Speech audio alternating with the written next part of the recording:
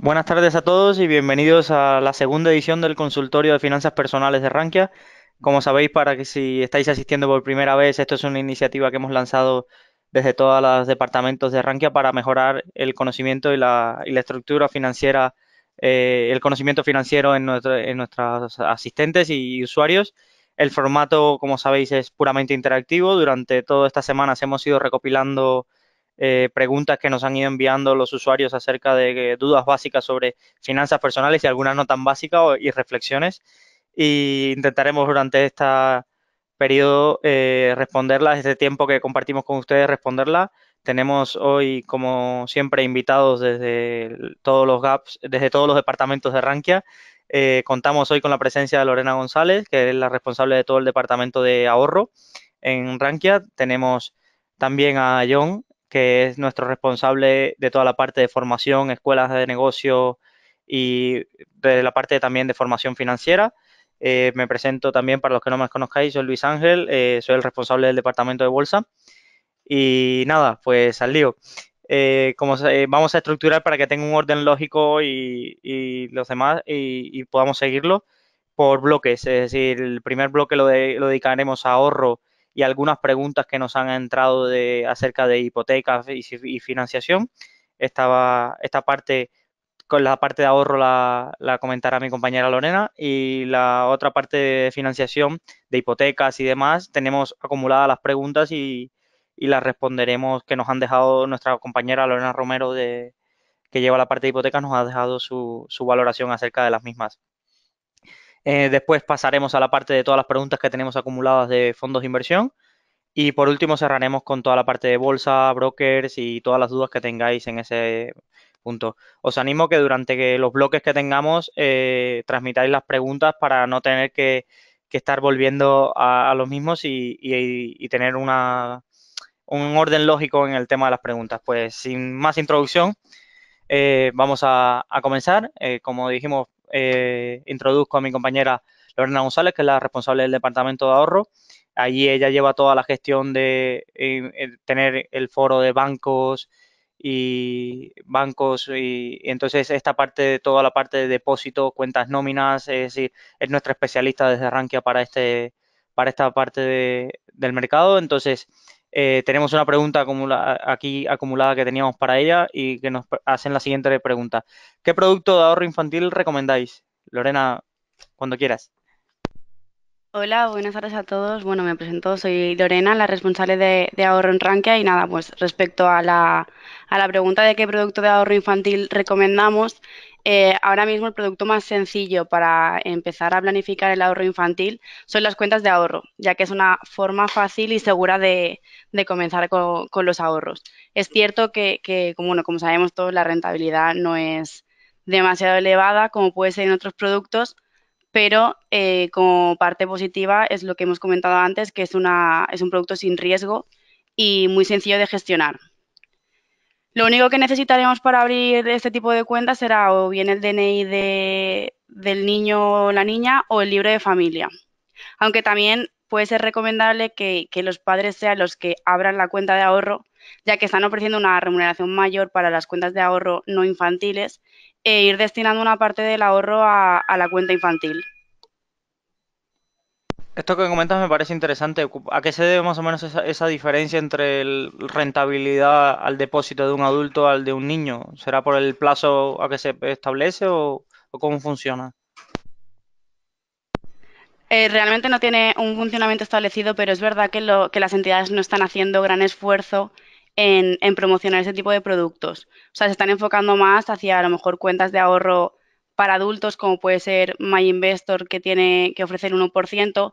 En el caso de las cuentas para niños, pues tenemos ahora mismo la cuenta Coin Junior, que solamente tiene un 0,30% TAE, o la cuenta mini de ING, que, o sea, la rentabilidad está rozando el 0%.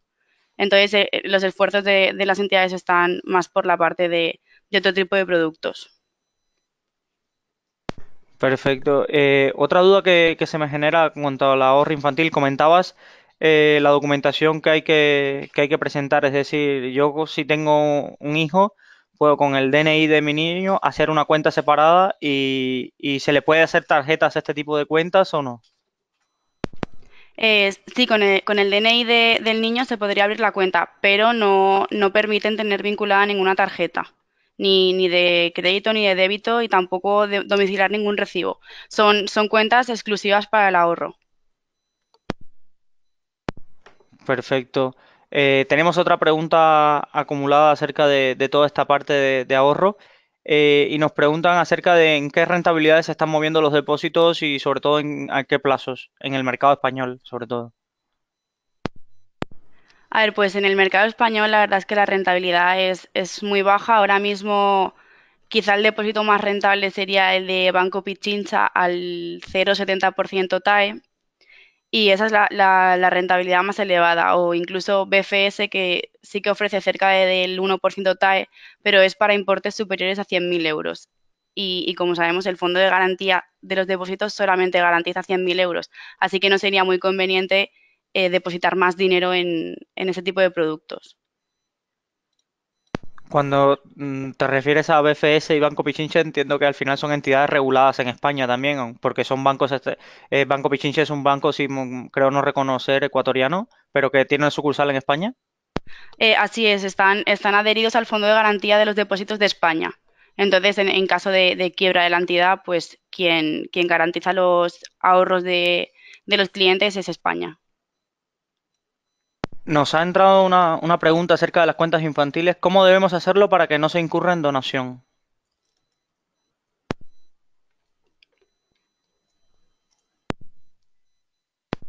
Pues una forma podría ser, o sea, tener o sea, tanto el titular del niño como el adulto.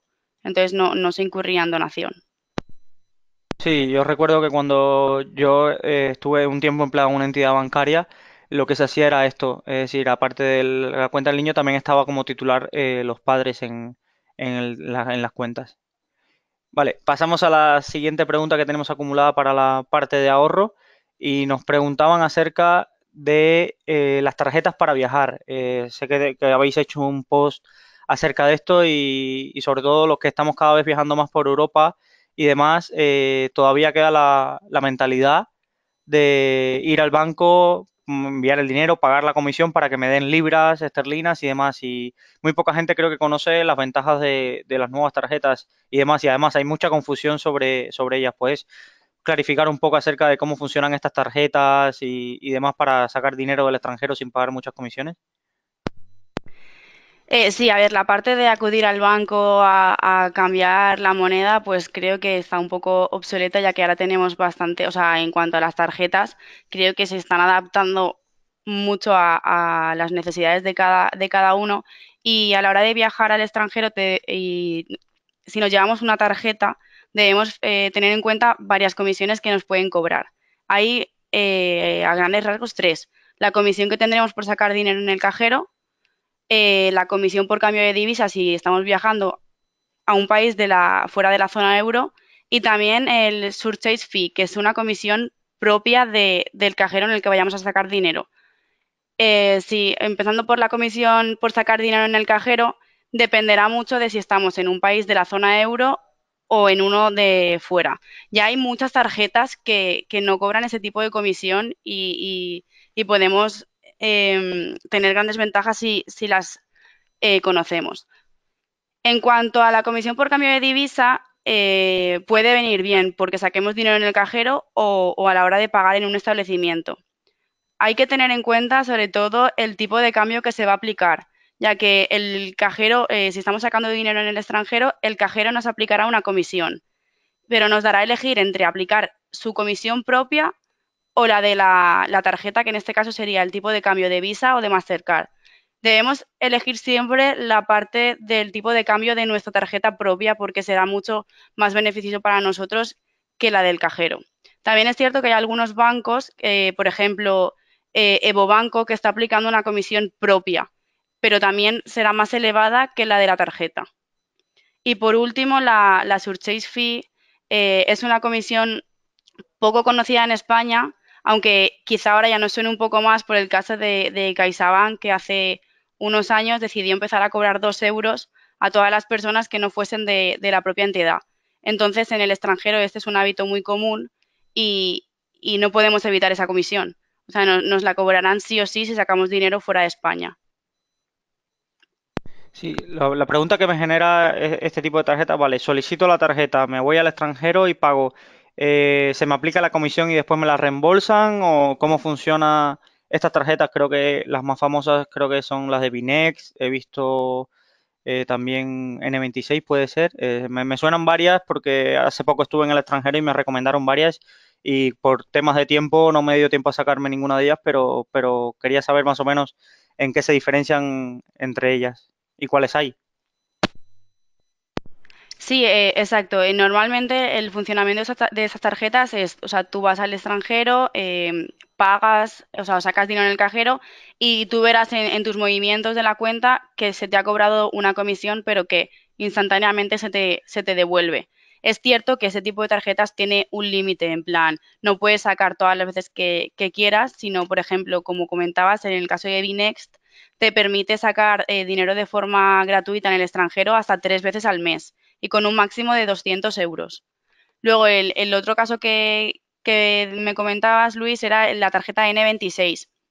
Esta sí que, o sea, a diferencia de N26, que no tiene comisión, o sea, de Binex, perdón, que no tiene comisión ni por sacar dinero en el extranjero y tampoco por sacar dinero en una moneda distinta al euro, en el caso de N26 sí que tenemos una comisión por sacar dinero en otra moneda, que sería del 1,7% sobre el importe que retires.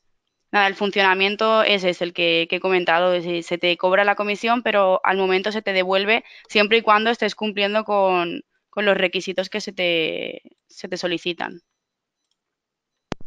Gracias, Lorena. Ahí estaba pensando porque cada vez que voy a algún sitio, últimamente me ofrecen una tarjeta y tarjeta de Air Europa, tarjeta de esto y todos al final tienen el funcionamiento como si fuera la tarjeta típica de toda la vida que te da el banco de Visa y Mastercard o de débito o de crédito. Al final, eh, ¿a qué está moviendo este mundo de las tarjetas? ¿Están apareciendo nuevos proveedores de tarjetas?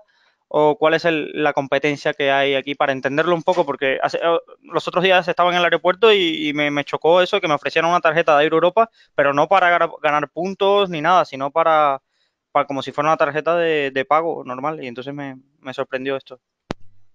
Sí, la verdad es que están apareciendo ahora bastantes actores nuevos como Binext o N26, Revolut Car, que son tarjetas pues enfocadas a un público que más joven, que viaja mucho y que ya no quiere acudir a su banco a cambiar la moneda, como hemos comentado antes, sino que es mucho más sencillo pues llegar a otro país de viaje y cenar en un restaurante, sacar la tarjeta y pagar sin preocuparte en si me van a cobrar de más o de menos.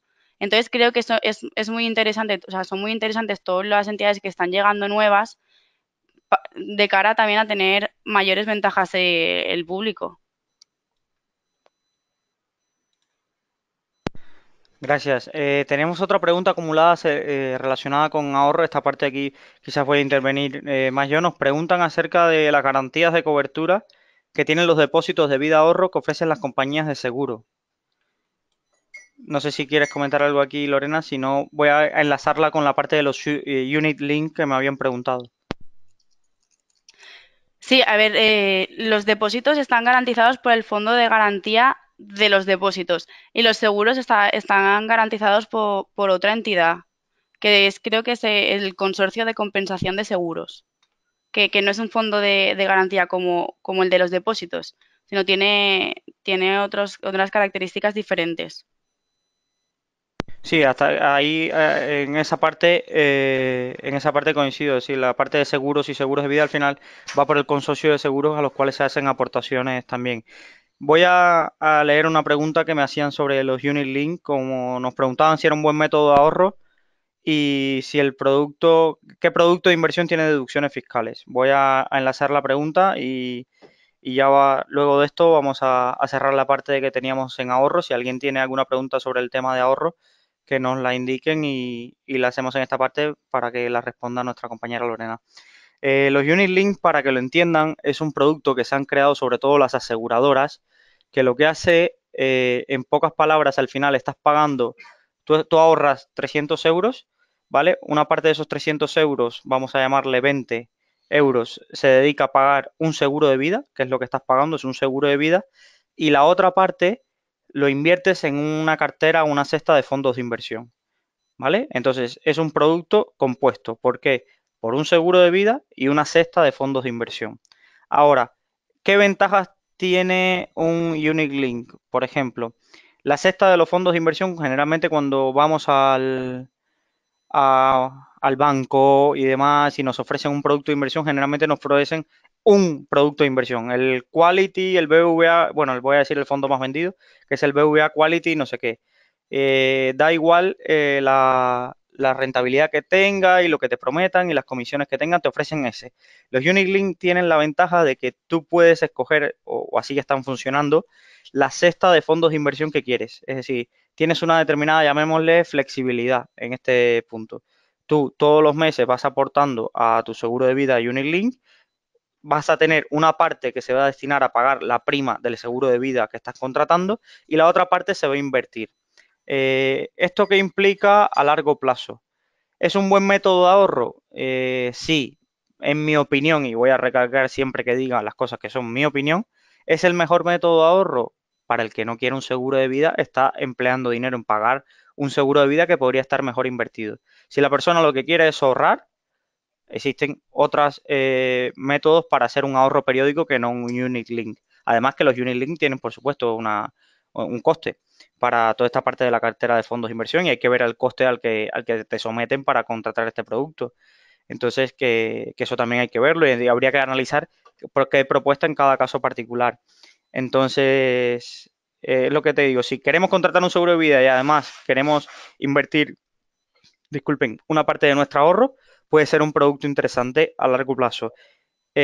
Para la persona, como en mi caso, que no estoy interesado en un seguro de vida y demás, estaría todos los meses pagando una prima de seguro de vida y tengan en cuenta que para personas jóvenes estas primas no suelen ser elevadas, pero mientras más avances en edad y demás, estas primas se elevarán. Entonces cada vez estarás pagando más prima para este seguro de vida. Entonces no lo veo adecuado. ¿Y qué producto de inversión tiene deducciones fiscales?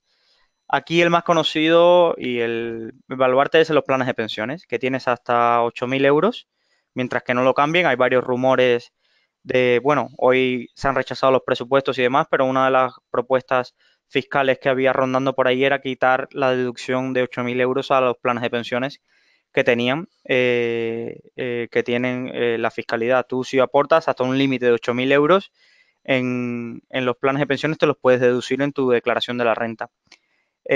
Invertir en bolsa no tiene deducciones fiscales, si bien es cierto que en algunas comunidades autónomas las inversiones en empresas del MAP se pueden deducir. Estoy seguro que en Madrid, Murcia quizás será otra y puedo confirmar, pero porque las consideran empresas de nueva creación y las inversiones en empresas de nueva creación tienen algunas deducciones autonómicas, ¿vale? Pero no habría más, ni los depósitos tienen deducciones fiscales, ni los ETFs, ni los fondos de inversión, solo planes de pensiones y en algunos casos inversión en pequeñas compañías que en determinadas comunidades autónomas, ¿vale?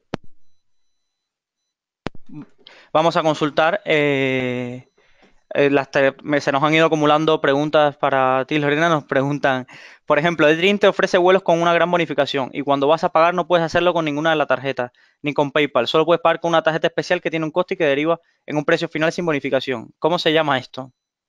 Yo creo que estafa, pero bueno. A ver, es que te he escuchado un poco cortado, pero era en plan que cuando, o sea, cuando una persona va a comprar un vuelo, solamente le dejan pagar con una tarjeta. Eh, Creo que no debe ser legal, o sea, normalmente te tienen que ofrecer todas las posibilidades, si bien sea PayPal o bien sea a través de una tarjeta Visa o Mastercard. No sé exactamente qué compañía aerolínea será la Te, que... te comentaba el usuario que era eDreams y a mí me ha pasado también. Con eDreams hace tiempo que dejé de buscar vuelos por esto, porque llegabas a un punto que veías una oferta de vuelo que te interesaba y cuando llegabas al final al método de pago solo las habituales, las tarjetas habituales con que podías pagar, te presentaban un recargo de 40-50 euros que al final te salía el precio que te estaba dando finalmente el proveedor, entonces no encontraba negocio. Es decir, incluso es una de las empresas que ya iremos a en bolsa que cotiza y dejé de seguirla y nunca me la planteo como inversión. Si las cosas no funcionan a nivel negocio, no van a funcionar a nivel bursátil. Entonces, Dream verdaderamente dejé de buscar y cada vez voy a temas de la competencia por eso, porque quiero que el precio que me muestren es el precio final. Y hay que tener mucho en cuenta eso de que según la tarjeta que tengamos, pasa mucho con las tarjetas American Express, que te las venden muy bien algún comercial y demás, y después llegas a cualquier local o demás y no tenemos preguntas y no tenemos, no te permiten comprar con ellas o te permiten comprar con ellas con comisión. Entonces, al final por eso son tan buenas Visa y Mastercard, porque al final son un duopolio que o trabajas con ellas o estás fuera del mercado, básicamente. Sí, a mí personalmente no me ha ocurrido este caso que comentan, pero también es cierto que no he comprado con eDreams. Me parece una táctica como poco lícita para captar en plan, pues, gente que ve un precio más rebajado y después a la hora de pagar dice, bueno, pues ya que estoy aquí, pues termino. Pero no creo que sea legal y de hecho no es una práctica habitual del resto de aerolíneas ni de tiendas online tampoco. Perfecto, Lorena. Agradecerte de la participación. Eran las preguntas que teníamos acumuladas para la parte de ahorro. Para los que estáis escuchando, porque mucha gente escucha este webinar después en sus casas, ya sea por vía iVoox o YouTube o los otros medios por donde emitimos. Eh, a recordarles que las preguntas que tengan para Lorena podéis dejarlas en el foro de bancos, de tarjetas. Podéis ahí dejar vuestras opiniones o si no, en la próxima edición del consultorio también podéis escribir un correo a bolsa@rankia, donde vamos acumulando, @rankia.com, donde vamos acumulando las preguntas para la próxima edición y así ya tenemos nuevas preguntas y nuevos temas a tratar en la próxima edición. Gracias, Lorena. Y pasamos ahora al tema hipotecas, luego vendrán fondos de inversión y luego bolsa. Hasta luego. Gracias, Lorena. Como decía, vamos a la parte de hipotecas. Aquí tenemos, de vivienda, aquí tenemos acumulada una pregunta. Entonces vamos a abordarla. Nos preguntan, ¿comprarme casa ahora con las hipotecas más bajas y con el riesgo de que estemos en una burbuja inmobiliaria? ¿O me espera que baje el precio de las viviendas y llevarme el riesgo de que suban los tipos de interés? Esta pregunta nos la hicieron en el webinar del consultorio pasado y no era fácil de responder. Les leo la pregunta que nos ha dejado, la respuesta que nos ha dejado nuestro especialista y después doy mi opinión y mi valoración sobre esto. Dice, no existe una respuesta única para esa pregunta. Se suele decir que el mejor momento para comprar vivienda es el que mejor venga a la persona en términos de solvencia. El resto de factores son secundarios. Teniendo esto presente, parece que sí existe una burbuja inmobiliaria en grandes ciudades, especialmente Madrid, Barcelona y San Sebastián. No obstante, en ciudades como Valencia, Alicante o Málaga, todavía hay recorrido para que el precio de la vivienda siga aumentando y conseguir inversiones rentables. En cuanto a los tipos de interés, efectivamente se encuentran en mínimos históricos y parece que el Euribor empieza a subir, aunque ligeramente. Por lo tanto, es más probable que aumenten en los próximos tiempos. En conclusión, creo que es un buen momento para invertir en vivienda y más aún si el objetivo es destinarla a alquiler. Vale, aquí voy yo a dar mi visión sobre esto. Esta era la visión que nos ha dado nuestra especialista Lorena Romero, que hoy no podía asistir por temas de tiempo y demás. Aquí yo creo que al final comprar una vivienda al final la pregunta clave es cuánto vas a pagar por ella y cuánto vale. Es decir, yo recuerdo viviendas hace 4 o 5 años que valían una cifra, pongámosle 100.000 euros en cierta zona de aquí de Valencia donde nos encontramos, y que hoy esas mismas viviendas se venden por 220.000. ¿Te vas a sacar una hipoteca para un piso de 220.000 que su valor puede rondar los 100.000, 120.000 en situaciones de mercado? Piensen que la compra de una casa es una decisión que buenamente estamos hablando de hipotecas a 15, 20 años. ¿Cuántas crisis podemos vivir en 15, 20 años? ¿Cuánto pueden fluctuar los tipos de interés de aquí a 15, 20 años? Entonces, hipoteca sí, hipoteca no, atendiendo a lo que hagan los tipos de interés, no me parece el gran debate de la cuestión, sino que el gran debate de la cuestión es qué hipoteca te vas a pedir atendiendo tus situaciones personales. Es decir, no todo el mundo se puede comprar una casa de 250.000 euros. Entiendo que a todos, por nuestra aspiración personal, nos gustaría vivir en la mejor casa, en el barrio más tranquilo, con los mejores servicios. Pero esto hoy por hoy tiene un coste y en determinadas ciudades tiene un coste inasumible. Si os ponéis a hacer cifras, porque es que estoy contando experiencia personal, me pongo a hacer cifras a veces de situación financiera personal de mi pareja y sé, creo que tengo un límite de casa que me puedo permitir y después hablo con amigos y dice, no, me estoy mirando casa de 250.000 y están en la misma franja salarial mía y digo, pero ¿y con qué cuentas? ¿Cuentas con dinero de la familia que te pueda dar la entrada o los gastos? ¿O tienes grandes expectativas de que a futuro puedas cobrar una cifra mayor para afrontar los gastos de la hipoteca ante una subida del Euribor o que te quedes sin trabajo? Es que todas estas cosas hay que valorarlas y nada, esto se lo han planteado y ahí es donde está el gran error. Es decir, al final las cosas hay que pagarlas por su valor. Lo otro es especular y fue lo que nos pasó en la crisis del 2008. Es decir, si compras una vivienda en 250.000 sabiendo de que puedes tener en algún momento problemas para pagar la hipoteca, pero pensando de que, bueno, si tengo problemas la vendo y con eso pago la hipoteca, ahí al final lo que estás haciendo es especular y te puedes encontrar con que tu casa vuelva a lo que vale, que son 100.000 euros, y entonces estés pagando tú una hipoteca de 250.000 euros con los tipos más altos, porque se referencian al Euribor, y de aquí a 15 20 años no soy adivino, pero entiendo que en algunos momentos de sobrecalentamiento de la economía los tipos subirán, entonces al final puedes encontrarte pagando eso y pagando mucho más. Entonces, esa es la ligera reflexión que os quería dar, es decir, hipotecarse. Está claro que con estos tipos, si consigues un buen tipo fijo por una casa a un buen valor, es una decisión que no me pensaría. Es decir, alquilar, viendo las cosas, te están saliendo más caros. Es decir, y al final no tienes nada en propiedad. Es decir, es la mentalidad. Si no tienes intención también de tener nada en propiedad, pues tampoco es este el momento de comprar casas. Ese es el tema. Si quieres comprar casa para tenerla en propiedad, para dejársela a tus hijos, para sentir el momento de familia, es decir, hay que buscar las mejores condiciones de hipoteca y la mejor condición de casa. Si lo que estás buscando es especular, este no es el momento de especular en vivienda. El momento de especular en vivienda era hace 3 4 años cuando encontrabas verdaderas gangas, y lo digo porque conozco a gente del sector que se dedicaba a comprar 3 4 pisos a precios de derribo, lo reformaba y ha esperado a este momento donde se han revalorizado muchísimo. Ese era el momento. O ese momento de comprar edificios en zonas que tenían mucho potencial por estar cerca de universidades, por tener una rentabilidad del alquiler atractiva contra el coste y invirtió en ese momento. Ahora, comprar un piso para alquilarlo porque vemos el alquiler que los precios están subiendo y demás, pero el problema es que cuánto te tiene que rentabilizar ese alquiler para sobreponer el sobrecoste que estás pagando ahora sobre el valor del piso.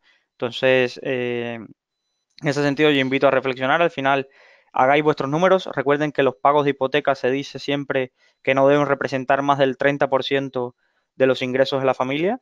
Y pensad que los ingresos de la familia, al final tienes que empezar a contar que en un periodo de 15, 20 años vas a contar con los gastos que tengas con tus hijos asociados y demás. Entonces, siempre trabajáis bajo esa regla, que la hipoteca que os pidáis sea siempre, represente al mes el 30% de los ingresos que generáis entre la pareja o entre la persona que se contrate la hipoteca. Y tened mucho ojo porque una cosa es el precio de la hipoteca, pero si la cogemos a variable, el Euribor se puede mover bastante en el 15-20 años. Entonces, en ese sentido, es una variable que hay que tener en cuenta para que después no pase lo de personas, no ha sido este caso, pero personas que se han referenciado al Euribor inverso y ahora que el Euribor ha bajado muchísimo, pues están pagando muchísimo más. ¿Vale? Entonces, esta era la pregunta que teníamos sobre hipotecas, inmobiliario y demás. Si tenéis alguna otra pregunta y os pueda responder y aclarar sobre este sentido, estoy abierto. Si no, pasamos a los fondos de inversión, que tenemos muchísimas preguntas acumuladas aquí en la parte de fondos de inversión. ¿Vale? Vamos a la parte de fondos de inversión. Entonces, primera pregunta, y para empezar fuerte. Buen momento para entrar en Cobas.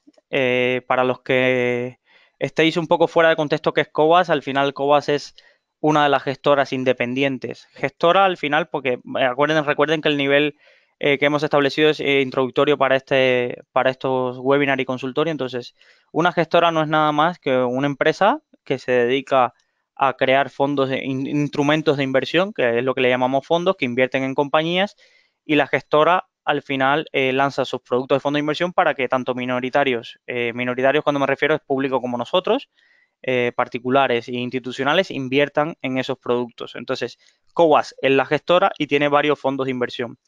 Es una de las gestoras independientes más famosas y está asociada sobre todo al nombre de Francisco García Paramés.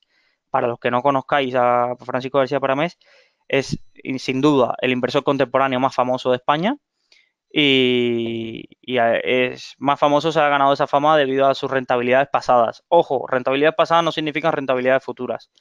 Sobre todo la fama de Paramés se viene asociada a su paso por Bestinver, que es otra gestora nacional que obtuvo rentabilidades de doble dígito durante un periodo de los últimos 17-18 años hasta que se separó de Bestinver y comenzó su andadura en Cobas. ¿Por qué la pregunta de buen momento para entrar en Cobas? Al final, los fondos de Cobas al final han tenido un año 2018 pésimo. Si le han salido rana varias inversiones de las que había hecho y encima ha sacado un producto que es de mejores ideas supuestamente de la gestora y también ha ido aún más mal que los fondos grandes y genéricos que tienen creado para invertir en internacional. Y entonces hay mucha desilusión y muchas preguntas, muchas dudas acerca de si se le ha pagado la estrella a Francisco García Paramés, si ha cambiado algo en su estilo de inversión. Si ha pasado, es decir, hay muchos rumores acerca de esto, si ya no es fiel a su filosofía y demás. Aquí tengo la respuesta que me dejó mi compañero Samuel, que es el responsable del departamento de fondos de inversión, y después daré mi visión al final, que tengo desde el departamento de bolsa y desde como participante en el mercado. Nos comenta Samuel, la realidad fría es que el valor liquidativo de los fondos de Cobas han caído mucho y que si no estabas invertidos en ellos podría ser un buen momento de adquirir una cartera de fondos razonablemente diversificada a un buen precio. El problema viene a la hora de la composición de la cartera de cada uno. Dependiendo del patrimonio destinado a la inversión en fondos de renta variable, podría descuadrarse la estructura de diversificación de más de alguna cartera en particular. En este sentido, habría que medir el riesgo de concentración que supondría para cada uno y, por otro lado, para los que son actualmente inversores, tendrían que medir mucho el riesgo de concentración. Además, está el riesgo reputacional. Es verdad que García Paramés ha sido sin duda uno de los mejores inversores españoles, pero ya son varios de los usuarios que comentan en el hilo de Cobas la pérdida de confianza que han tenido en estos últimos meses debido a la situación de Arixa y otras posiciones. Esto ya entra dentro de cada uno. Confías en el gestor, su análisis, su track record.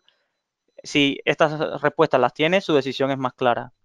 Si tienes dudas al respecto, ya es otro asunto.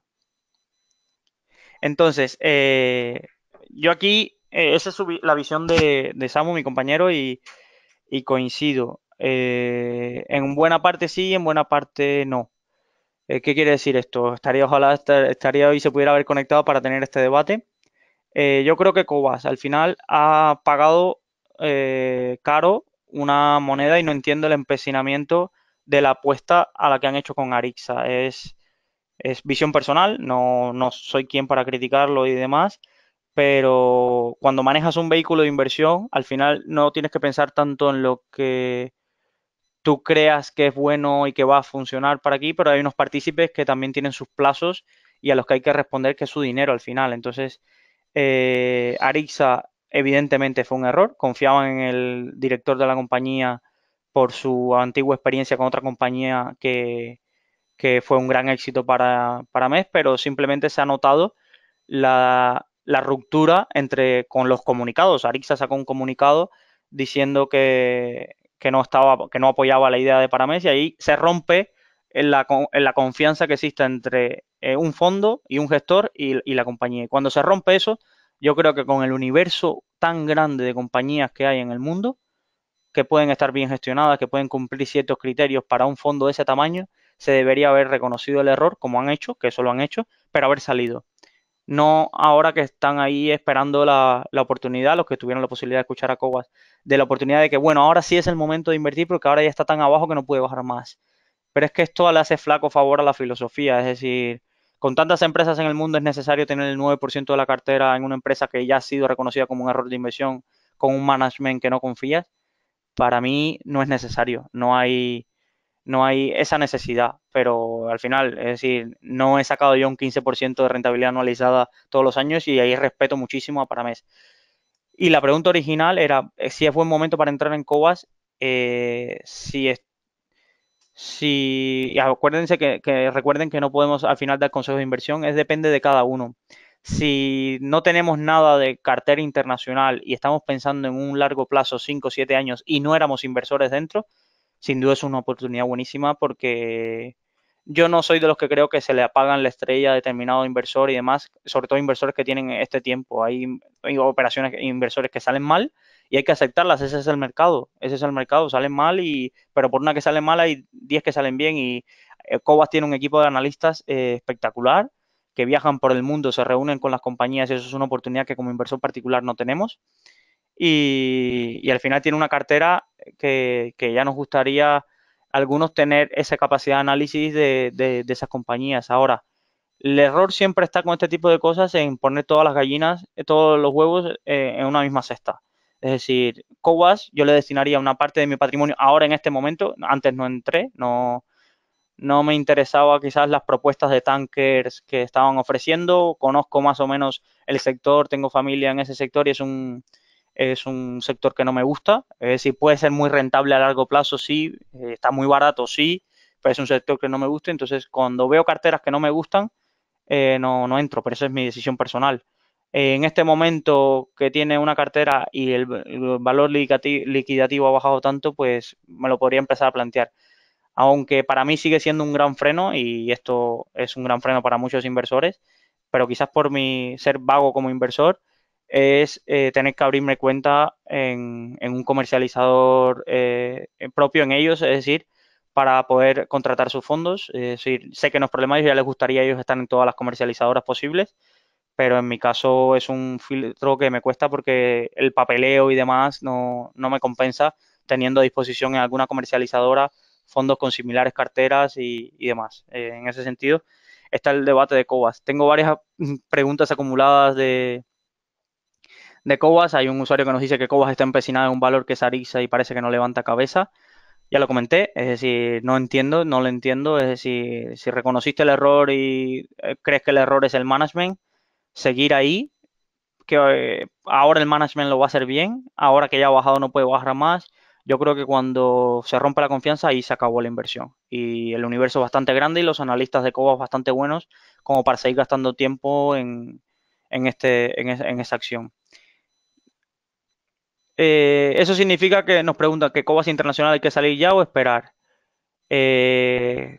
Buena pregunta. Es decir, la cartera es buena y ahora está a precios muy buenos. Si dispones de liquidez y no representa una parte de tu patrimonio muy grande, se podría pensar en promediar al final el precio de compra que tienes de este fondo pensando en un largo plazo.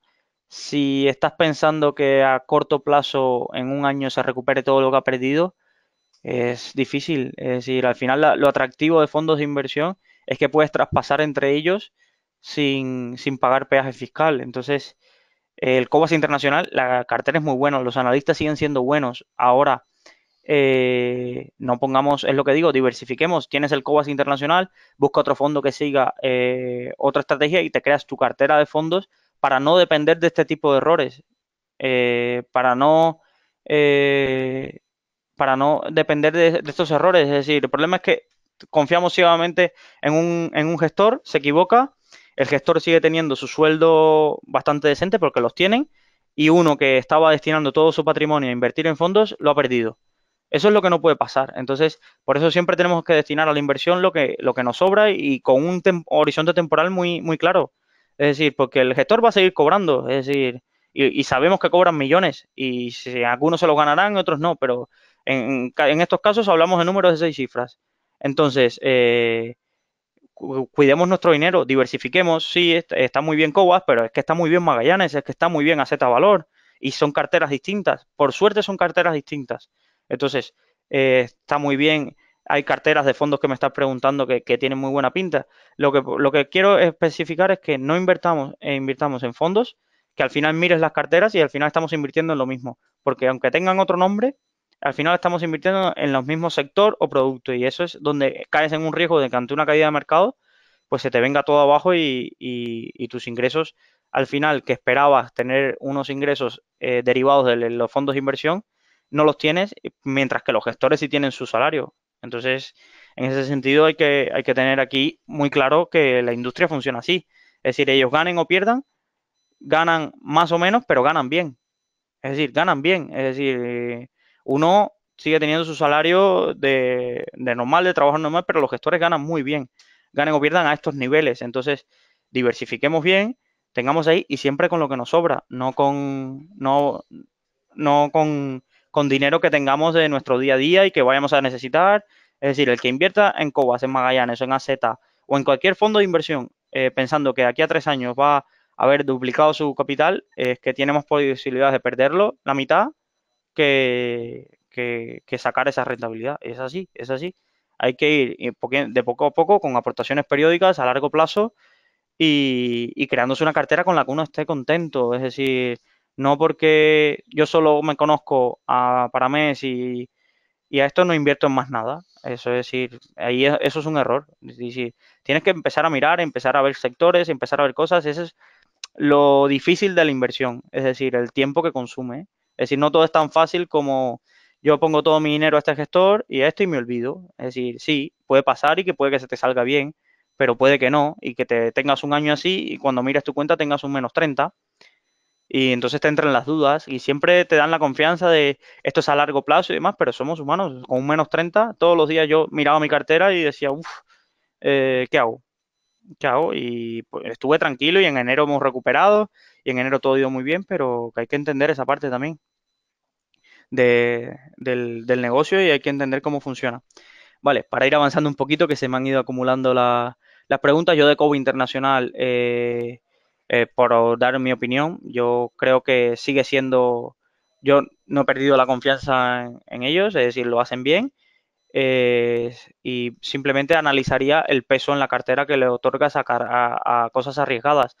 Y voy a enlazarlo con la pregunta que me hace un usuario acerca de Baelo. Es decir, es que todo tiene su momento y todo tiene las carteras, todas tienen su momento y todas tienen su punto de boom. La cartera que ha conseguido hacer Antonio Rico para este momento del ciclo tiene todo el sentido, porque ¿qué me refiero con momento del ciclo para que esté empezando? Cuando las cosas vuelve la volatilidad a los mercados, cuando las cosas se ponen duras, los inversores, una parte sale del mercado, cierra sus posiciones, básicamente, y todos los valores, muchos valores caen, pero otra parte ocurre lo que se llama risk off, que es vuelo hacia la calidad, es decir, los inversores se refugian en aquellos valores más fuertes y más estables, es decir, valores con negocios, lo que tendemos a asociar con un blue chip, pero yo no diría más un blue chip, sino son aquellas empresas grandes con una marca, con una ventaja competitiva alta. Pensemos, se lo voy a poner fácil, Coca-Cola, Nestlé, Procter Gamble, en España quizás un Red Eléctrica, un Inditex.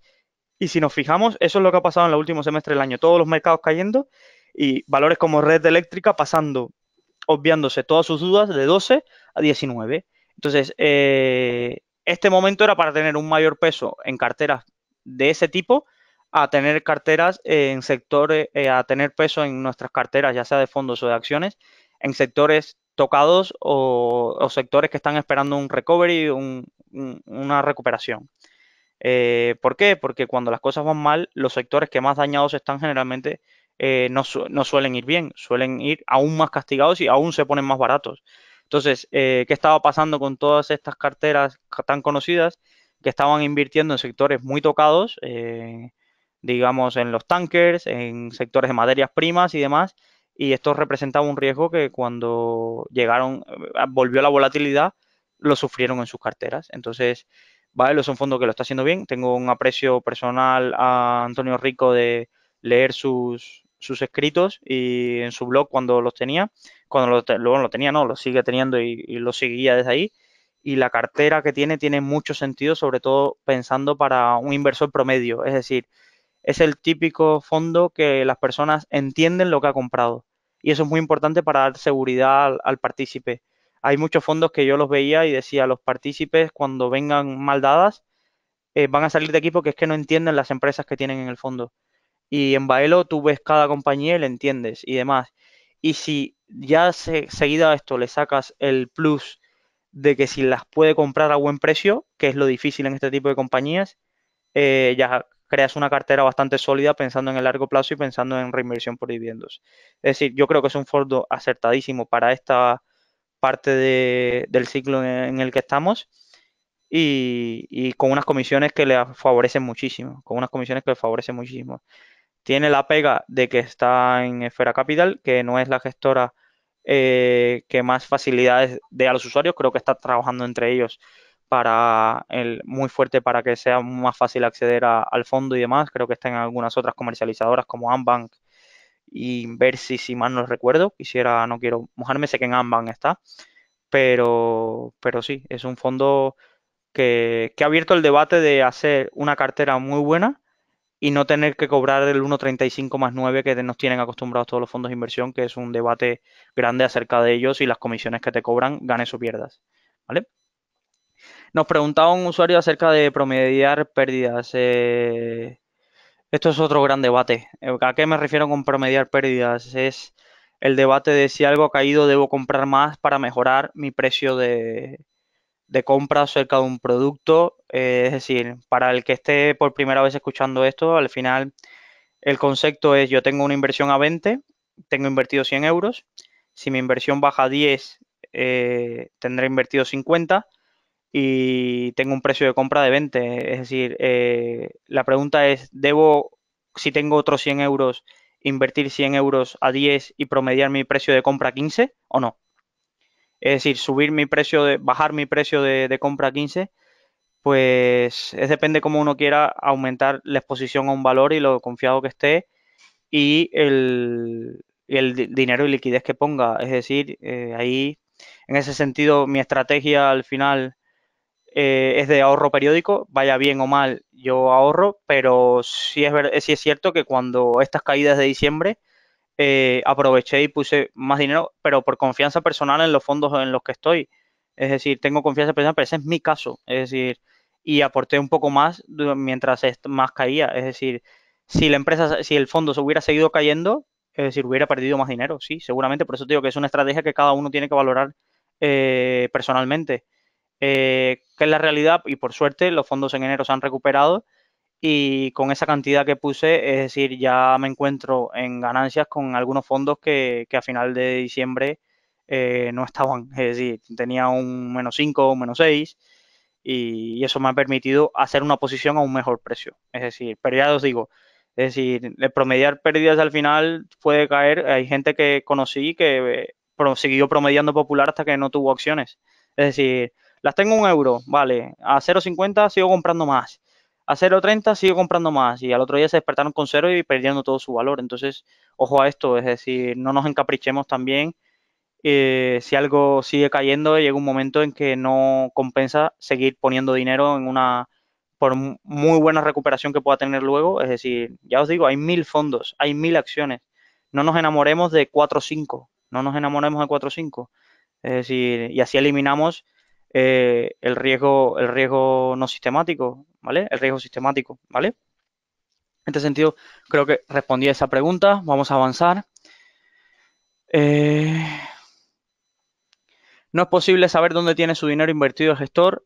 En muchos sitios no. Los gestores siempre dan su palabra y algunos lo certifican ante notario de que tienen invertido todo su patrimonio en vehículos de la gestora. Aquí hay que leer entre líneas, es decir, todo su patrimonio es todo su patrimonio invertido en fondos, ¿vale? Que este sería un caso y es el más común, que es el que tenemos que ver. Es decir, los gestores te dicen, tengo todo mi patrimonio invertido en fondos, vale, pero es todo tu patrimonio que tienes en fondos, es decir, no tienes más ningún fondo de inversión, ¿vale? Me parece perfecto y me parece un ejemplo de skin in the game muy, muy bien, ¿vale? Pero ¿cuánto tienes además de eso? ¿Cuántos pisos tienes?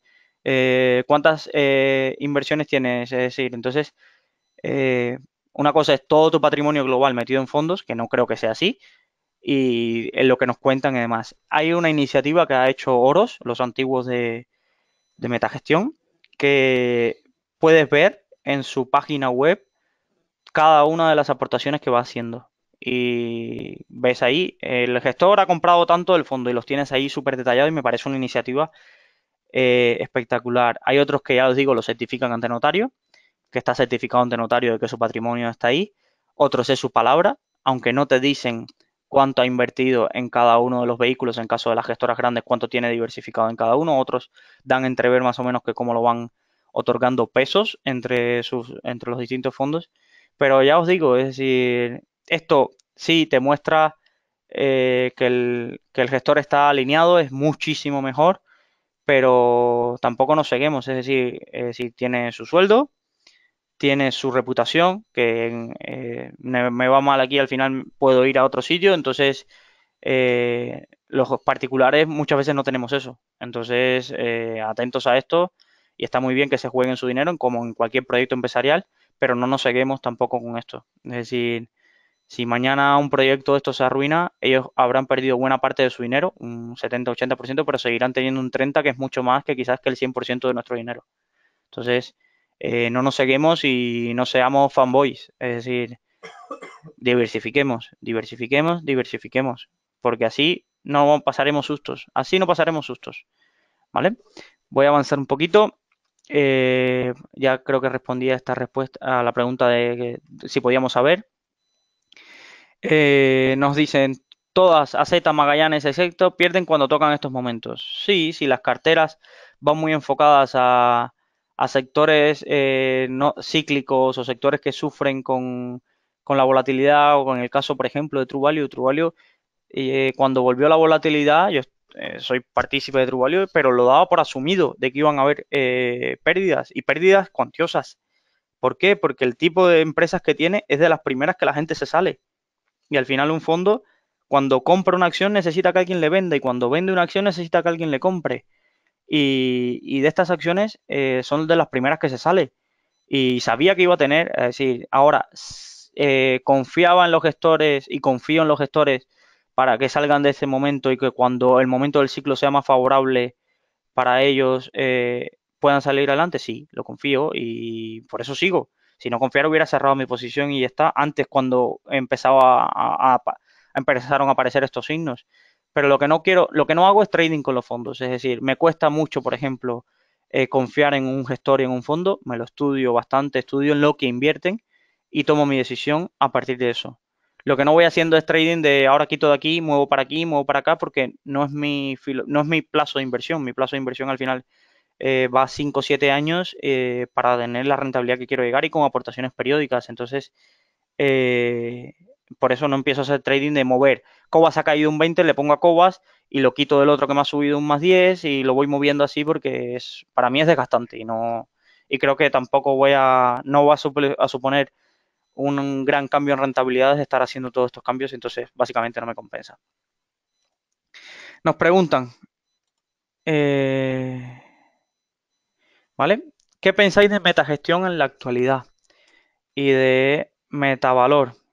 Eh, lo cierto es que le han dado un duro golpe, es decir, que sus tres gestores estrellas y parte del equipo de analistas se haya ido, es un duro golpe para cualquier gestora, es decir, no solo para metagestión y metavalor. Es decir, tenemos el caso de Bestinver cuando se fue, y el equipo se fue para mes, se fue ah, el gestor de AZ Valor. Entonces, en ese sentido es un duro golpe. Lo que me sorprende al final es que los nuevos gestores se vean un poco atados por las decisiones que tomaron los anteriores, que habían sido muy buenas. Entonces, creo que por eso no han sufrido. Es decir, al final han mantenido, no han hecho cambios bruscos. Es decir, los nuevos que han llegado se han dedicado a controlar un poco el fuego y ver en qué compañías estaban y demás. Entonces, los cambios en cartera no han sido bruscos. Los cambios en cartera no han sido bruscos.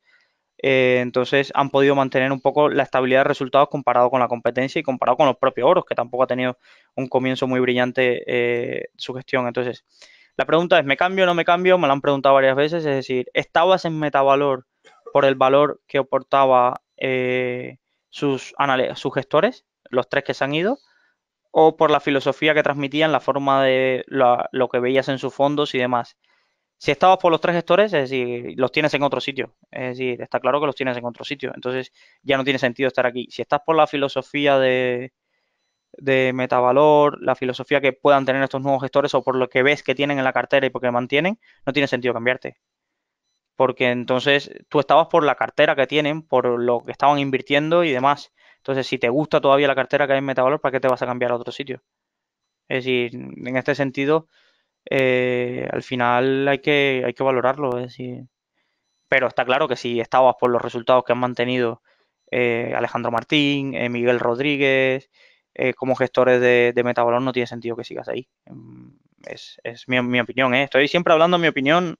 Es decir, aunque ya les comento que tengo certificación MFIA, que soy asesor financiero certificado y que puedo opinar, al final estoy en un medio como Rankia, entonces no, siempre quiero que veas que es mi opinión, no la opinión ni de Rankia ni incluso del mercado. Al final es mi visión de cómo está sucediendo.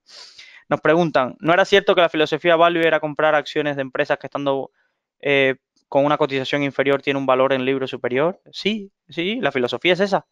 Lo que pasa es que el mercado es como es y aunque el value vea, gestor value encuentre 18 empresas para conformar una cartera que su cotización es inferior al valor que en libros o que tienen un PER bajo o que tienen activos, que es la nueva costumbre de activos convexos, que son, por ejemplo, de que si una empresa cotizada tiene un hotel que vale 200 millones y cotiza 100 millones, te están regalando esa parte de los otros 100 millones, porque la empresa debería valer al menos 200 millones del activo que tiene para venderlo.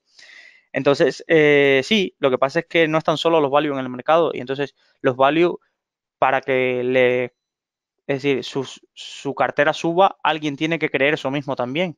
Y si el resto del mercado no se cree que los tanqueros van a subir, de que la producción de uranio o la oferta de uranio va a decrecer en el tiempo, de que la demanda de uranio va a aumentar y demás, pues los values sufren y sufren. Lo que pasa es que tienen carteras tan orientadas a tan largo plazo y intentan que el partícipe esté alineado con esa filosofía a largo plazo que se puede sentar a esperar. Es decir, se puede sentar a esperar mientras otras compañías que tienen el fondo se muevan y pueden hacer eso en este tipo de inversiones. Es lo que le llaman quizás el deep value. Las personas que hacen deep value esperan oportunidades que tú dices, empresas que están casi al punto de la quiebra y que nadie quiere entrar, pero el value es el que se arriesga, analiza la empresa y ve ese potencial de salida y analiza esto y cree que en un medio largo plazo se puede. Pero está claro de que un value solo no hace subir una compañía. Entonces necesita que el resto del mercado, que es lo que le llaman los catalizadores, necesitan que haya catalizadores para que la compañía aumente su valor, la gente, los inversores vuelvan a tener interés y ellos poder salir de esa posición. Nos preguntan, ¿existe alguna fórmula para sacar el dinero de un fondo después de un tiempo? Se tiene ahí de manera indefinida. Como digo, estamos enfocados el consultorio en preguntas básicas. Esta es una pregunta muy acorde al nivel que queremos transmitir en estos consultorios. Es decir, cuando tú inviertes en fondos, tú puedes sacar tu dinero en cualquier momento, pero voy a hacer los matices. Los matices. No vas a sacar, lo básico es que no lo vas a tener al día siguiente en tu cuenta. Es decir, los fondos liquidan a D+3 y en algunos casos más tiempo. Es decir, que entre lo que tú cierras la operación y igual que cuando compras no sabes al valor que has comprado hasta 2 días después, cuando vendes pasa lo mismo, entonces liquidez inmediata no tienen, ¿vale? No es como una acción que tú cierras y tienes liquidez inmediata. Entonces, en un fondo liquidez inmediata no tiene. Tienes liquidez en ventanas cortas de tiempo de días. Entonces, esa liquidez la puedes tener. Ahora, ojo a los fondos que tienen comisión de reembolso. No son ni malos ni buenos. Es decir, la comisión de reembolso, pero hay que saberlo. Es decir, en algunos determinados fondos, los gestores imponen esta comisión para que el gestor que entre esté alineado en su plazo temporal de inversión con la que tiene el plazo de inversión del fondo. Entonces, hay determinados fondos que tienen una comisión de reembolso del 5%, por ejemplo, si sacas el dinero antes de un año. Entonces, esto hay que tenerlo en cuenta, porque si tú metes tu dinero en un fondo y de pronto a mitad de año te necesitas el dinero y lo quieres sacar, vas a tener que pagar un peaje de comisión de reembolso. En los fondos bancarios es aún peor, tienen comisión de reembolso casi todos. Y Y eso hay que tenerlo en cuenta, sobre todo los que invierten en fondos de BBVA, Santander y demás. Estos tienen comisión de reembolso muchísimo, los estructurados estos que venden y que colocan. Entonces, hay que tener en cuenta esto. Entonces, pero eh, lo bueno de un fondo, es decir, lo bueno de los fondos de inversión es esa ventaja fiscal que tienen de ir traspasando. Yo quiero salir de ese fondo de inversión y lo pongo, por ejemplo, en bolsa. Cuando tú terminas, no quieres estar en una acción, la vendes, ese dinero pasa a liquidez y esa liquidez te renta cero en el broker. En un fondo de inversión puedes ponerte en liquidez en otro fondo, en un fondo monetario, que te rentará poquito, pero estás en otro fondo. Entonces puedes ir manejando tu cartera sin tener que ir a liquidez, y pensemos que cada vez que vayamos a liquidez con una acción, por ejemplo, con un broker, tenemos que pasar por Hacienda para declarar las pérdidas o las ganancias. Mientras que estemos pasando de un fondo a un fondo monetario, de un fondo aquí, esos traspasos durante toda la época que estemos haciendo eso no va a tributar. Y eso es una ventaja, y sobre todo una ventaja de tiempo. Es decir, si cada vez que queramos salir de un fondo, en vez de traspasarlo a un monetario, lo que hacemos es sacarlo a liquidez, es que tendremos que hacer en la declaración de la renta las ganancias y pérdidas de ese fondo patrimonial, de ganancias y pérdidas patrimoniales por esa venta de fondos. Entonces, tengámoslo claro, es decir, vendo un fondo, ¿para qué? Para tener el dinero en liquidez. Para eso lo pongo en un fondo monetario. No me va a rentar casi nada, muy poquito, lo que están dando los monetarios ahora, porque los fondos monetarios al final lo que invierten es deuda pública o repos a muy corto plazo, que al final eso no da casi rentabilidad, pero está ahí. Entonces no tengo que pasar por el peaje fiscal de declarar las pérdidas y las ganancias patrimoniales. Es decir, o estoy sacando el fondo porque necesito dinero en mi cuenta para un gasto extraordinario que tengo y demás. Entonces ahí se puede sacar. Tengo que mirar que no haya comisión de reembolso para no perder dinero con sacar este dinero, y tengo que fijarme sobre todo en ese sentido de que no lo voy a tener a mañana el dinero en mi cuenta, ¿vale? Vale, tenemos un comentario acerca de que los planes de pensiones son un engaño. Aportas si te rebajas la base imponible, pero cuando los rescatas te machaca Hacienda. Es cierto. Sobre todo si los rescatas todo de golpe, te va a crujir Hacienda. Esto hay que tenerlo claro. Un plan de pensiones, si lo rescatas de golpe, ese año Hacienda te va a crujir y vas a perder mucho dinero. Por eso lo que recomiendan siempre es hacerlo poquito a poquito, ir rescatándolo en forma de renta vitalicia.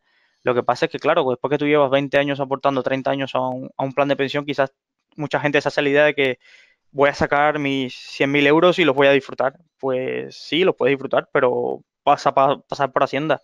Quizás es mejor disfrutar 2.000 euros a cada cierto tiempo, saco 2.000, lo saco 2.000 y así, que sacar todo de golpe, porque ahí te cruje Hacienda. Entonces es la gran desventaja. Ahí hay un debate que os recomiendo encarecidamente que busquéis si estáis empezando a analizar qué me conviene más, si un fondo o un plan de pensiones. Tenéis un debate en el canal de YouTube de Ranking entre José Luis Benito, que es el gestor de True Value, el asesor de True Value, para decirlo en los términos, y Marcos Luque, que es un inversor particular, que es brillantísimo, y cada uno expone por qué deberíamos, cuáles son las ventajas y desventajas de cada uno de los dos vehículos de inversión. Vale, a esta pregunta lo tenemos respondido.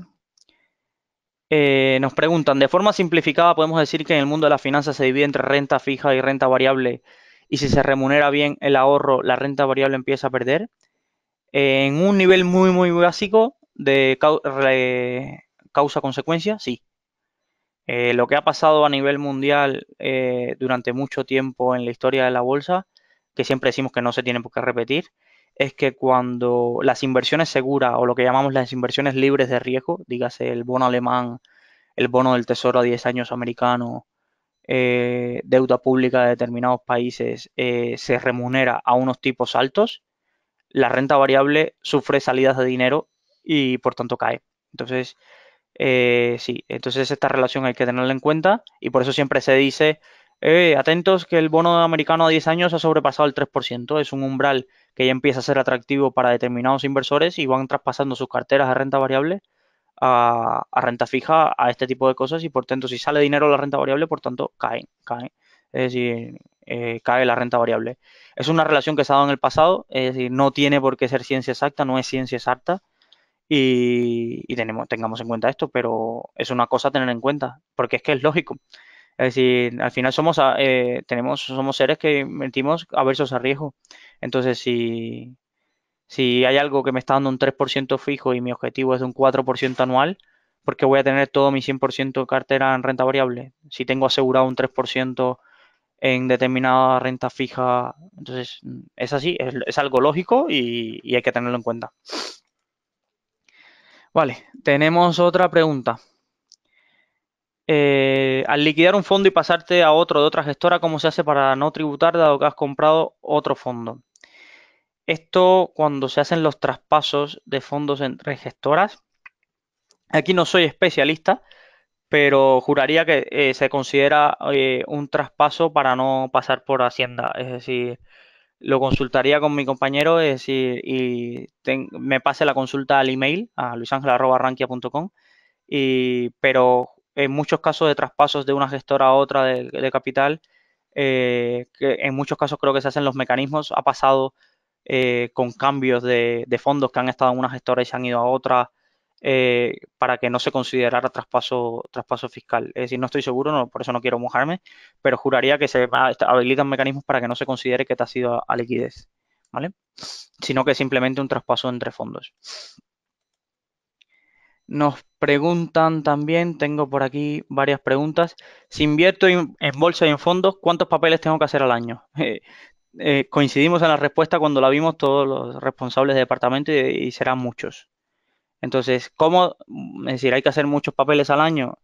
Sí, sí, hay que hacer papeles y no es compro y me olvido. Vamos a clarificar qué papeles hay que hacer.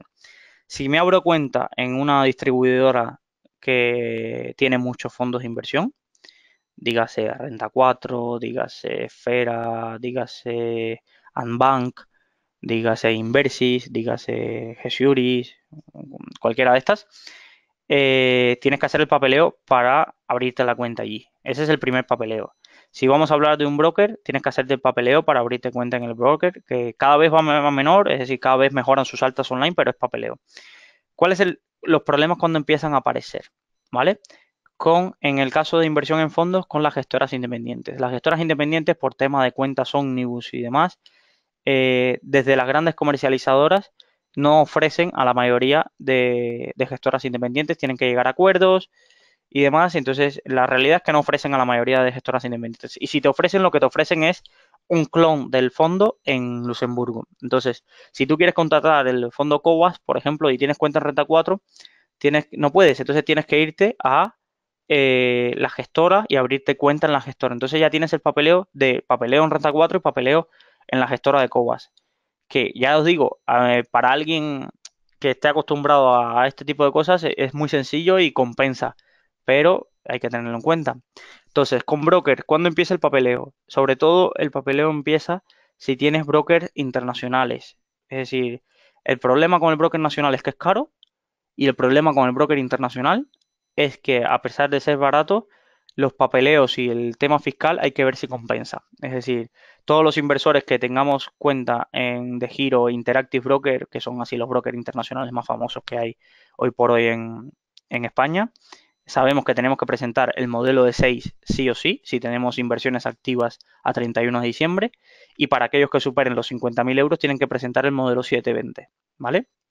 Es un trámite burocrático que se rellena en un día, hay que enviarlo por correo y demás, pero es papeleo, entonces eso hay que tenerlo en cuenta.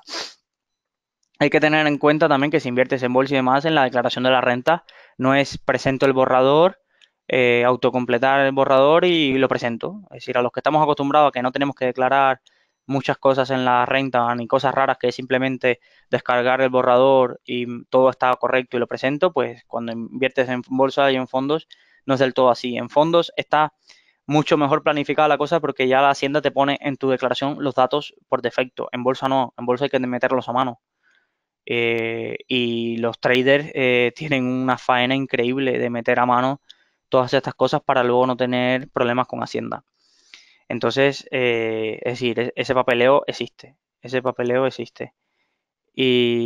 Pero ya os digo, tampoco es algo ¿qué me dice?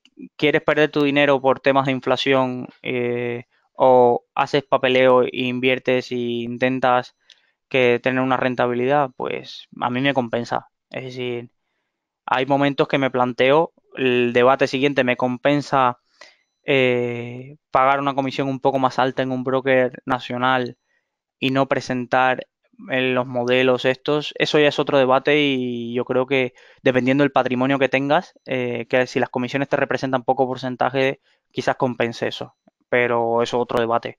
Es decir, no es en la mayoría de casos de personas que tengan más de 100.000 euros para invertir en bolsa. Entonces, como voy a los pequeños casos, yo valoro más hoy por hoy en esta etapa de mi vida las comisiones y la cantidad de productos que me ofrezcan. Es decir, no estoy dispuesto a pagar 15 euros por comprarme una acción y 15 euros por venderla.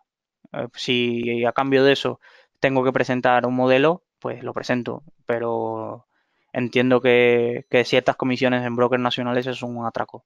Entonces, por ahí, entonces me compensa. Hay otros inversores que tienen otro perfil y que no quieren estar en papeleos y se quieren desentender y si tienen que pagar 15 euros les parece bien y lo respeto. Y es totalmente válido, porque cada uno le pone a su tiempo, a su tiempo y a su esfuerzo el valor que entienda. ¿Vale? Por avanzar, disculpen el tostón, mis compañeros por cuestión de tiempo no han podido entrar. El primer consultorio fue súper dinámico, que había muchísimos y había debate. Hoy estoy casi hablando solo, pero estoy intentando responder a todo lo que encuentro, a todas las reflexiones que me estáis planteando y demás. ¿Vale? Tenemos, vale, una pregunta que me pareció muy interesante. Tenemos dos preguntas finales y entonces me parecieron muy interesantes y creo que nos debíamos plantear. ¿Consideráis ventajoso modificar la cartera de fondos de inversión con regularidad según los activos con mejores perspectivas en el año, según países o sectores, zonas, materias primas, si fuese el caso, mayor o menor porcentaje de liquidez? O bien, esa es una opción, o bien creéis preferible escoger algunos buenos fondos, pongamos 6 o 8 según casos y permanecer en ellos 10 años sin atender la coyuntura económica. Esto es un debate muy interesante. Como les dije, voy a leer, disculpen, voy a tomar un poco de agua. Voy a leer la respuesta que ha dado mi compañero de fondos y después le doy la mía. En este sentido hay que tener en cuenta que una parte de la rentabilidad, esta es la respuesta que da mi compañero que lleva el departamento de fondos y en este sentido hay que tener en cuenta que una parte de la rentabilidad que podemos obtener a la hora de invertir, al menos de un punto de vista del gestor, viene de la selección que el gestor hace de los sectores y países donde invertir. Y otra parte es lo que llamamos stock picking, que es la parte de en esos sectores y países qué activos selecciona.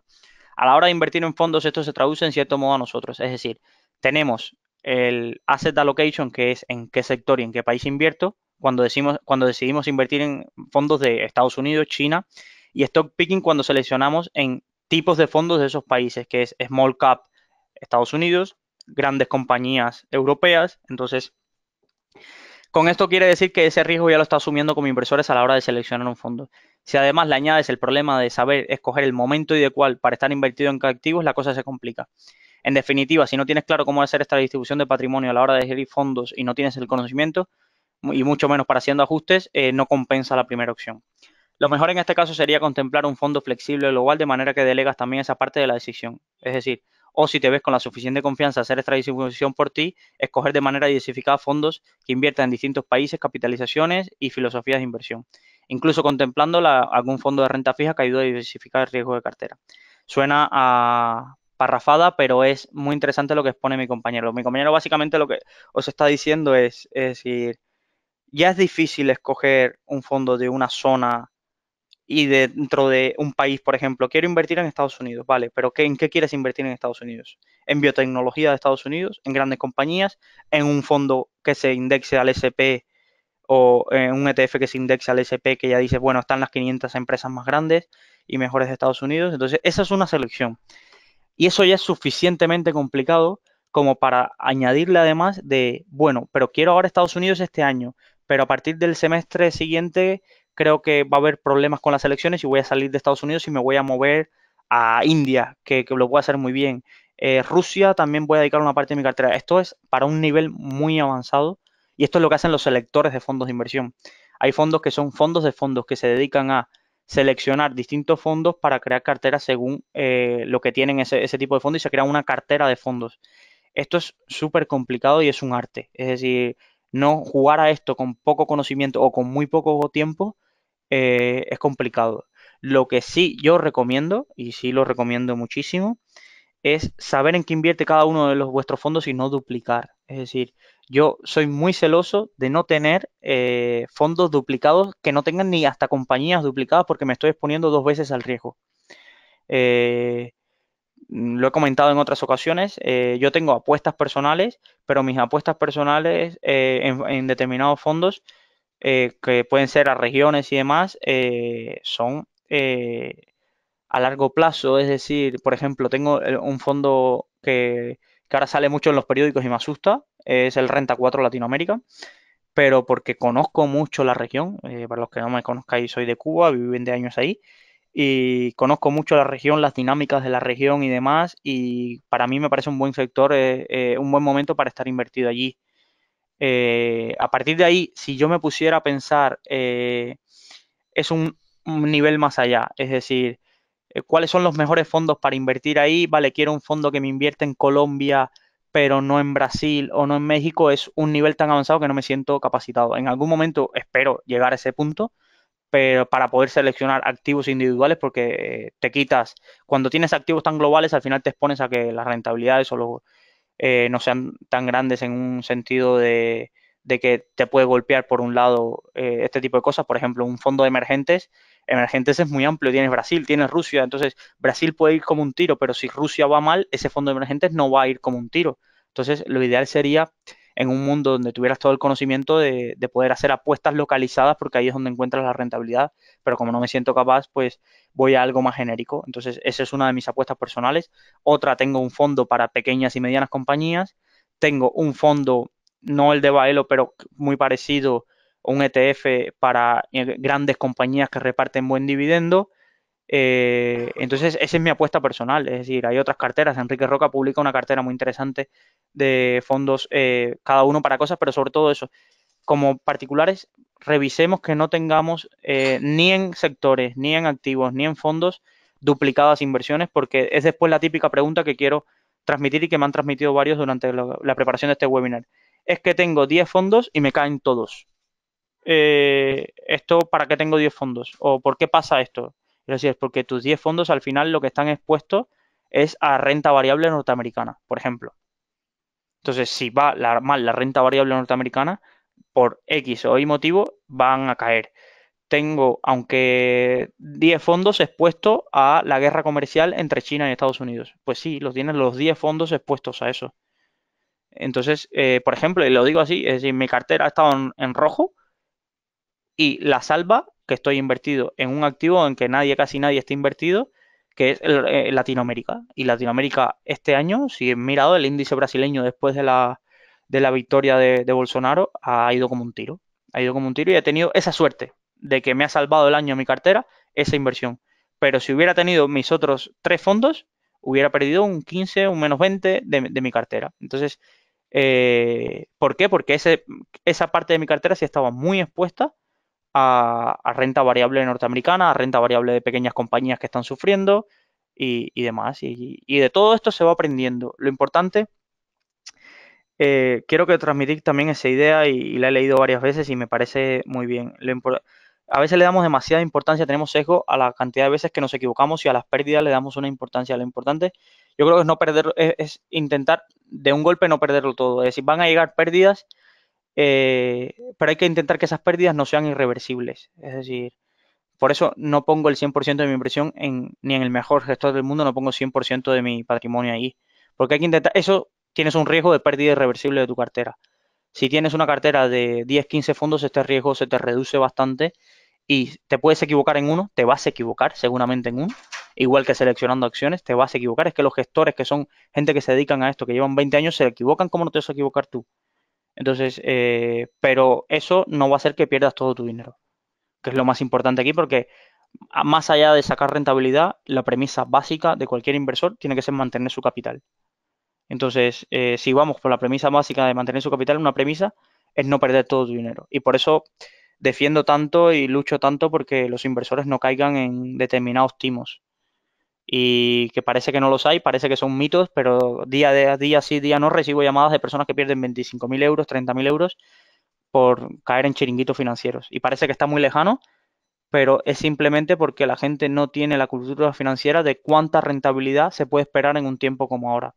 Es decir, la gente les llaman diciéndole que le van a ofrecer un 15% de rentabilidad asegurada o cosas así y les parece bien y no les saltan todas las alarmas. Es como que alguien te esté llamando, dame las llaves de tu coche y mañana te lo devuelvo y tú digas, sí, confío en ti, no te conozco de nada, pero confío en ti, llévate mi coche. Y después se alarman cuando vienen y dicen, no, es que no ha vuelto con mi coche, es que te estaba prometiendo algo que no lo puede conseguir, no lo consiguen los grandes gestores, pero es que hay un desconocimiento muy grande y en España y en Latinoamérica también y es algo contra lo que nos tenemos que enfrentar y es una de las enseñanzas de este tipo de consultorios. Eh, eh, nada, a ver, entonces tengo esas preguntas acumuladas. Había otro que nos preguntaba otra pregunta acerca del valor liquidativo que sigue pareciendo un dato opaco, no sabe cómo se llega, dado que las comisiones de la gestora las carga el diablo. En esto estoy de acuerdo, los valores liquidativos creo que con la tecnología que ha avanzado deberíamos tener una mayor visibilidad, sobre todo en horarios. No al momento del valor liquidativo de un fondo, porque ya incitaría el trading y demás, pero coincido de que tenemos que tener una visibilidad más rápida de los valores liquidativos de un fondo. Es algo necesario y algo que la industria creo que tiene que tender ahí. Y sobre todo un desglose mayor. MIFID ha implantado que determinados gastos que antes se incluían en un todo y ya tú sabías el total que te cobraban y no sabía de dónde venía, ahora se desglosen y esto es importante, pero tenemos que tener en cuenta que todavía hay mucho gasto oculto. Yo quiero saber, y porque es mi dinero, estoy retribuyendo al gestor, es decir, yo quiero saber cuánto dinero de esa comisión va a mi gestor, cuánto se queda a la comercializadora, cuánto se queda a la gestora, y estos son datos que aún no se conocen, porque la gente dice, este fondo es caro, y después hablas con los gestores y te dices, de este fondo yo me llevo de gestión un 0,30. Entonces, si no tengo determinado volumen, no tengo unos ingresos que en otro sector puedo conseguir como analista y al final pasa esto, no en las grandes casas, pero en las pequeñas casas pasa esto, que al final pensamos que un fondo es caro y el asesor o gestor no tiene ningún poder de negociación y encima es el que menos se está beneficiando de todo esto, porque detrás de todo esto hay una industria. Es decir, están las distribuidoras, están las comercializadoras, están los asesores financieros EAFIS, EAF, que no son independientes, que cobran una comisión por distribuirte un fondo. Entonces es toda una industria muy compleja y que ha vivido en la opacidad mucho tiempo. Y gracias a la labor que está desarrollando Rankia, que están desarrollando otros medios, otros inversores particulares exigiendo y así visibilizando estos errores va cambiando, pero va cambiando más en el sentido de la gestión independiente que en la gran industria como son los bancos y como son los fondos de inversión de bancos y demás. Entonces, es una realidad y el valor liquidativo al final tenéis que tener en cuenta que ¿qué es el valor liquidativo? Es el patrimonio del fondo dividido el número de participaciones, menos, y esto es importante, las comisiones. Cuando vemos que un fondo nos cobra el 1% anual, esa comisión se detrae todos los días un poquito. Todos los días te van cobrando esa comisión. Entonces, las grandes lagunas vienen aquí en la visibilidad del valor liquidativo y demás con la comisión, cuando aparecen comisiones de éxito, que se te van devengando también poco a poco y hay un gran debate de cómo deberían ser las marcas de agua para cuando se resetean y demás, pero esto es un debate que no se ha resuelto bien en la industria y ahí está, y los partícipes seguimos pagando comisiones de éxito cuando nuevos inversores no pagan comisión de éxito. Es un poco ahí caos y es oculto. ¿Vale? Nada, eran las preguntas que tenía acumuladas. La verdad, gracias a todos los que hayan asistido durante esta hora y media. Recuerden, el consultorio me he comprometido y estoy encabezando esta iniciativa y me he comprometido que en estos primeros inicios se realizará los segundos miércoles de cada mes a las 7 hora aquí española. Como siempre, el consultorio existe gracias a vuestras preguntas y gracias a vuestras inquietudes. Si te sirvió hoy a ti, quizás le pueda servir a alguien cercano. Entonces, la mejor audiencia la genera una recomendación y el poder ayudaros. Es decir, estamos durante todo el tiempo, tienen mi email, me pueden contactar, tienen el email de todos mis compañeros y no pierdan el miedo a preguntar. Si no quiero, me da vergüenza preguntar en un foro, pregúntenos directamente. Es decir, al final eh, agradezco mucho más el que me digan, joder, gracias y las muestras de agradecimiento que estoy recibiendo mientras imparto el webinar, que después una llamada diciendo, joder, he perdido tanto dinero o esto, si te hubiera conocido antes o si hubiera escuchado o hubiera leído tal artículo antes, no me hubiera pasado. Eso me frustra muchísimo más que responder 18 mails al día de dudas y respuestas acerca de la bolsa, mercados financieros, que es lo que me apasiona, y mis compañeros es igual.